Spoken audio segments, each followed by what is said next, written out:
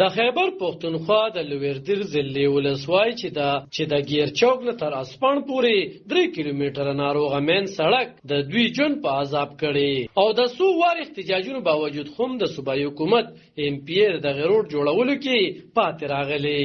د لویردیر ضلع د ګیر چوک نه تر اسپان پورې 3 کیلومتره روډ کاندې کا پرې پروت دی چې یو خوا کو دا گاډو خرابېدو سبب ګرځي نو بل خوا د زیات ټریفیک لوجي ګردوبار یې خلک ناروغان کړي دي او ورسره په بازار کې خوراکي توکي هم متاثر شوي چې د دکاندارانو روزګار ورسره متاثر شوی دی. د غذایی ولسوالۍ چې د احتجاج وروسته دوی ته د روډ جوړېدو باور ورکړی شوی خو تر اوسه پورې پرې عمل نه دی شوی. دوی ویل کو چارواکو یا حکومتي کسانو دغه وعده پوره نه کړه نو دوی به مجبور شي چې د ګریوان نه ونیسي او ذمہوار به حکومت وي.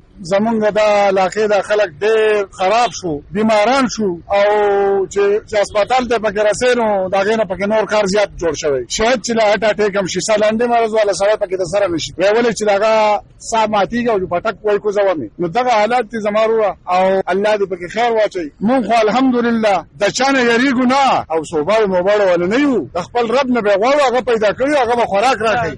زه خو اوس سره راغلی یم او میاشت شوه بل اوس پکې مونږ یو سټرایک هم کړی او ای سی صاحب او ام پی ایس صاحب او د موجوده کوم انتظامیه چې د هغوی مونږ له دا واده راکړي وو چې د 25 تاریخ پورې به کار شروع کوو، لیکن د اوسه پورې د هغوی د کار هېڅ معلومات نشته. عمومي خبره دا ده چې اختلافات دي جي ځکه دا روډونه دا کارونه نه ټیکېږي چې د یو بل سره اختلافات دي. کا پیپلز پارټي ده که مسلم لیګ که د دې عوامو په پیور کې څوک یو شو نو هر څه به ټیک ټاک. دا نامناسبه ده چې یاره د ډي سي سره یا 2 کروړه یا 3 کروړه روپۍ نشته. معاملات صرف او صرف زموږ د عوامو د تکلیف ورکولو دپاره دي. که هغه هرې پارټۍ والا دی او د هرې پارټۍ سره تعلق ساتي نو هغه زموږ عوام ته تکلیف جوړول غواړي. دغه زموږ یو ډیمانډ دی د حکومت نه. که په موجوده ټیم کې ته خو میلمه راغلی خو انشاءالله که ستاسو په واسطه سره مونږ دا یو خبره کوو که په دې هفته کې بیا هم کار چالو نه کړو نو دا ځل به ممکن ده چې مونږ داسې یو حرکت وکړو یا ام پی ای ته لاس ور واچوو یا ایم این ای ته لاس ور واچوو یا تحصیل ناظم ته ور واچوو یا موجوده په انتظامیه کې مطلب ظاهري خبره ده چې څوک ذمه دار دی د قوم خبره ده، زموږ د ذاتو پورې نه ده چې یاره مونږ د ذاتو خبره کوو. نو که خدا نخواست کار چالو کړو نو مونږ به شکریا ادا کوو، که کار چالو نه کړو مخکې اندازې بند کړو بیا به ګل آباد چوک او چکدرې چوک بني. په دغه روډ ګیر چاپېره په لکونه آبادي پرته ده